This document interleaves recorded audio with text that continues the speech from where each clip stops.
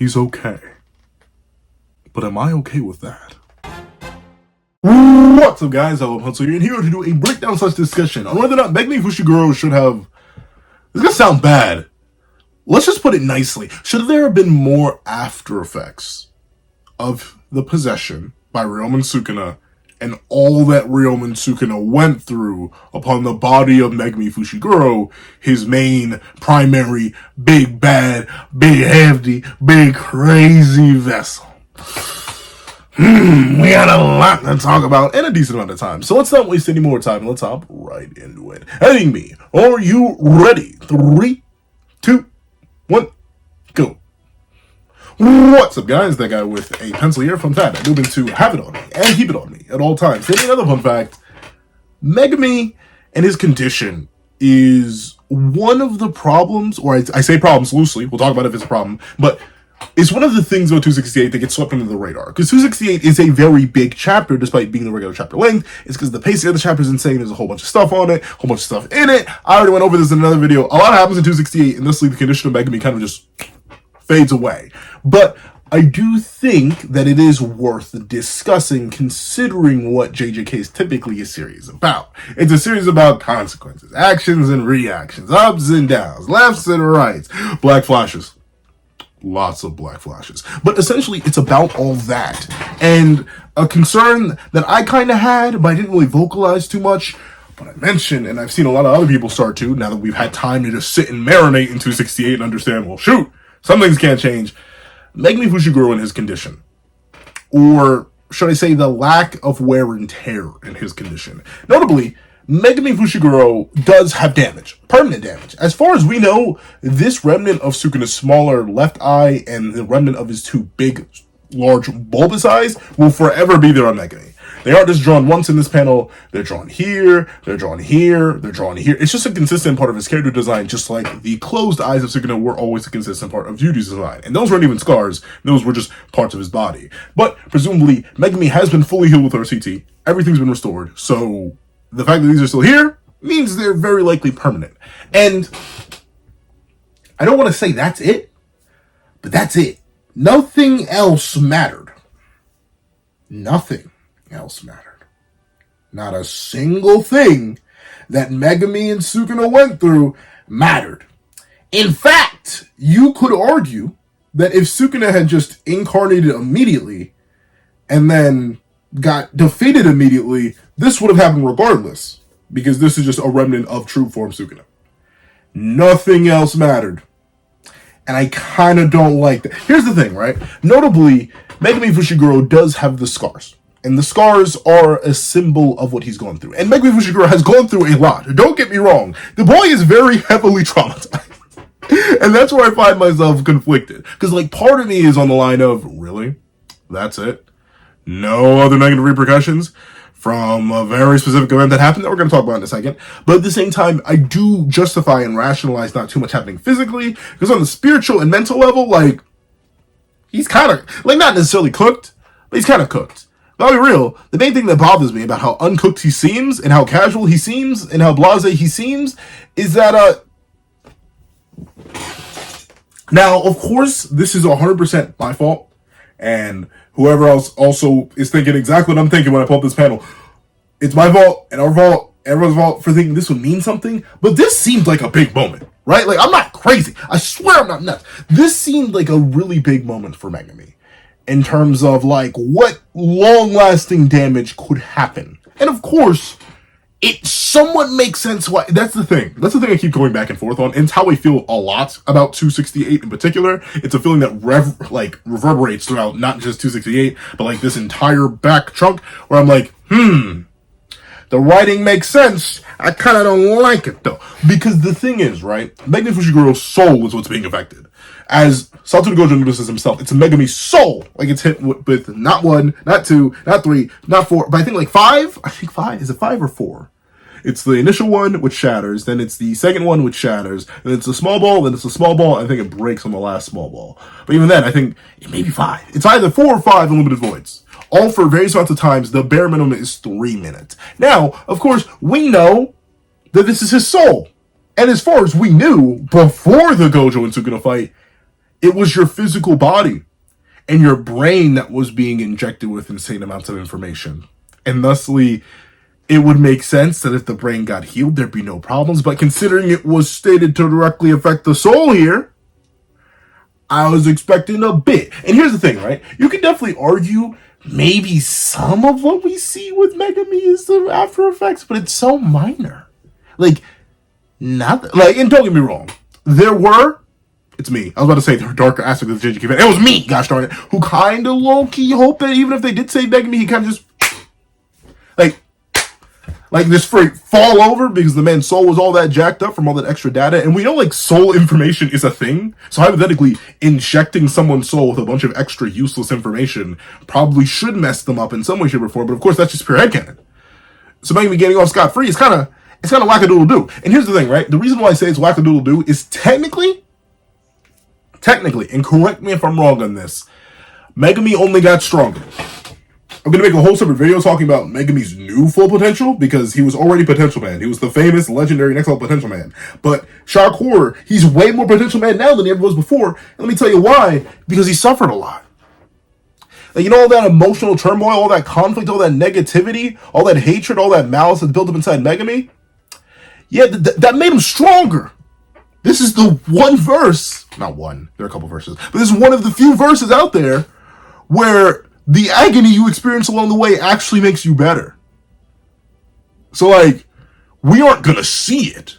I doubt it. Once again, we have 3 chapters left. Who knows? At the time of recording, the latest chapter is 268. So maybe in 269, the merger's going to happen. Everything's going to go crazy. And Megumi's going to be the big bad savior who's going to use his extra power to save the universe. But that aside, since I don't think that's happening, Megumi Fushiguro only, in fact, got stronger in multiple ways.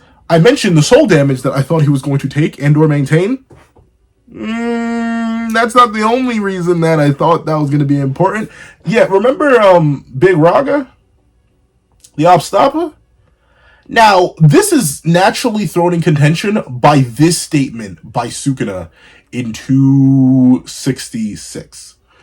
Malevolent Shrine got wasted, and my 10 Shadows technique has stopped functioning, so this is Megumi Fushiguro's. So, that's weird. And I think in the TCBs it says something similar to. I don't remember what it says in the TCBs off the top of my head. It says Johnny Boy. And like, I trust John Wary as far as I can throw him, and I don't know how far I can throw him. But with it being the case, I'm not sure, but I think I remember this just being a discussion point. Does Megumi have access to Raga? Or Raga's remain? Because of course Raga's deleted.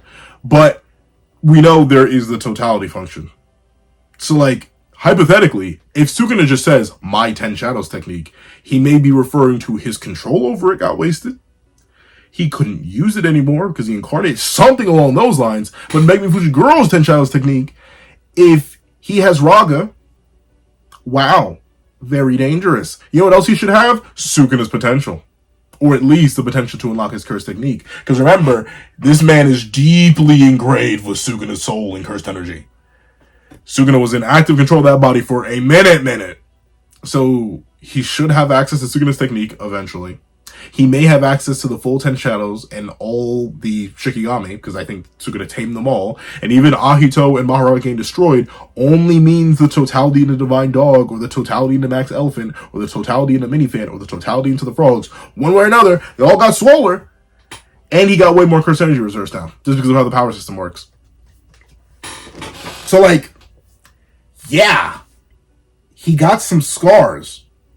Whoop-de-doo. He now actually has potential to become the strongest in the verse.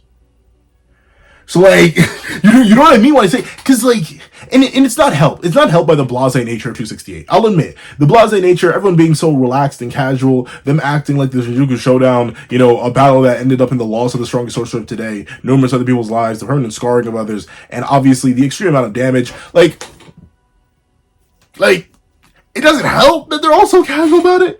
And I'm not saying Megumi should not, like, smile or anything. I'm glad he's happy. I'm glad he's laughing and stuff like that. He's having a good old time. But, like, that's all you got? That's all you got to show for me? And, like, once again, I'm focusing just on the soul damage. Just on the soul damage. We know, at least based on how it's portrayed in 268, that the incarnation works a lot differently than we thought. It essentially shows that Sukuna's external flesh was wearing Megumi like a meat suit. Like, legitimately, like he was not necessarily like a Ben 10 transformation where like Megumi's body mutated, but like Megumi was in there the entire time. Megumi took soul damage from Soul Split Katana. Megumi was hit by Jacob's Ladder. Megumi was hit by he was hit by so much stuff. And all he got was the eye scars? That's it. That's all the remnants. And this is why I say something's wrong with me, right? Because I should be happy about that, right? Like, I should be happy that there's so little to show for it. And I'll be real. These scars are not little. They're very prominent.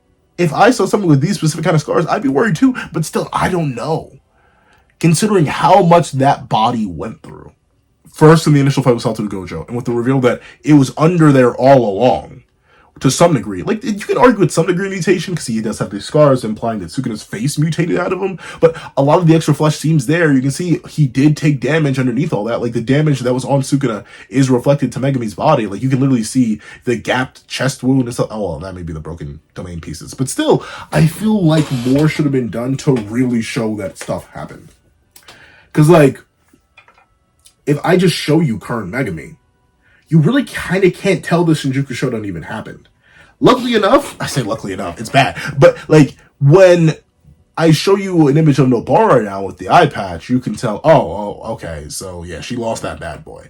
I show you Yuji missing 2 of his fingers, and you're like, oh, something else happened. Because you may see the facial scars and be like, oh, those are the same as Shibuya. Though I'll admit, I am kind of sad Sukuna didn't leave any permanent mark on Yuji. Because technically, I guess you could say the pinky removal is a permanent mark, but that's like pre-Shinjuku Showdown stuff. That's mainly Culling Games material.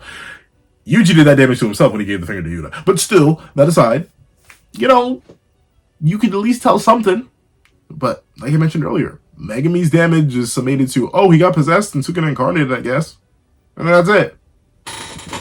There's no legacy. There's no story behind it outside of, oh, Megumi got possessed. When the Shinjuku Showdown is way more than, oh, Megumi got possessed. And that's why I don't like it.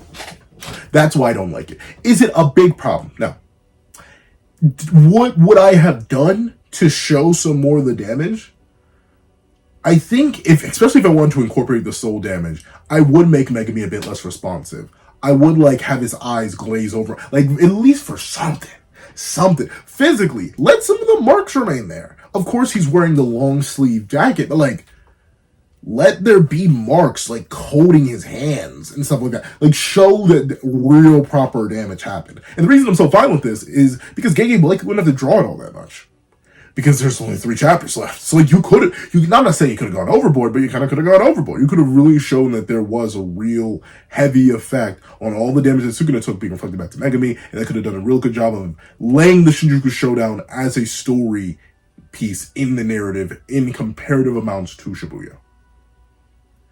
Where now, with Yuji missing 2 of his fingers, which is big, and Nobara having the eye patch, Nobara and Yuji's wounds facially both speak to the impacted narrative weight of Shibuya. While Megumi's scars do speak to the narrative weight and girth of Sukuna's possession, that's it. And that I kind of don't like. But, of course, that's what I think. Please let you guys think in the comment section down below. Do you think Megumi did need more? Or are you fine with Megumi getting off? I'm not going to say scot-free. Once again, he is mentally traumatized forever. And spiritually traumatized forever. Do you think Megumi got off with too little? Do you want to put more on Megumi? What more would you put on Megumi? Or do you think I'm absolutely crazy for wanting to wish more upon this poor, innocent child who asked for absolutely nothing of what happened to him, and you're wondering if I need help?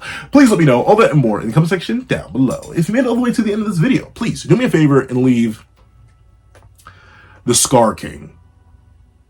I mean, you could spell it I think they spell it differently in Godzilla versus, not Godzilla, Kong, the New Empire, but Scar King in the comment section down below. And thanks so much for watching. Please remember to leave a like, share, comment, and subscribe. And make sure you hit that notification bell so you not miss out on any videos that come to the channel. Also, I do have a page down below where you can support me for as little as $1 a month. No monthly things like exclusive videos, early content, and more. You also now become a member of the channel for as little as $3 a month to get the same perks and more. So those perks include the live reaction to the very next chapter of Jujutsu Kaisen, ad-free variations of all my videos, and if you become a $25 patron or $25 member, you can order whatever video you want. Also, I have a link to my Ko-Fi in the description down below, where you can drop 5 beans for a short video, 29 beans for a long video, or any beans at all. Any support is always greatly appreciated. Now, I'd like to thank you so much for watching once again, and I hope you guys have a wonderful day. This is That with the Pencil, writing off.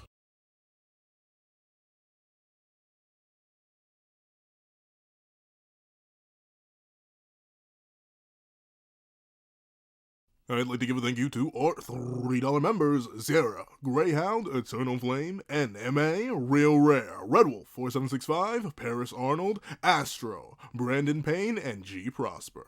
And I'd like to give a thank you to our $5 patrons, Sean, Midnight Lord 21, Kevin, Encarnacion, Josh Brown, Igneal Lind, and A+A. And I'd like to give a big ol' thank you to our $7 members, Autumn Mornings Lazo, Fine, Zombie Hunter, and Austin Wimberly. Then I'd like to give a thank you to our $10 members, Robbie Uchiha, Jay Warrior, and AZ Void. Then I'd like to give a big ol' thank you to our $10 patrons, Overlord Zero, Joaquin Munoz, and Idem Okami. And I'd like to give the craziest, juiciest, most next-level, quadruple, sloppy, toppy, next-level superhuman in beyond this world kidney having thank you to our $100 patron, or that guy with a pencil tier patron, Calvin Elder.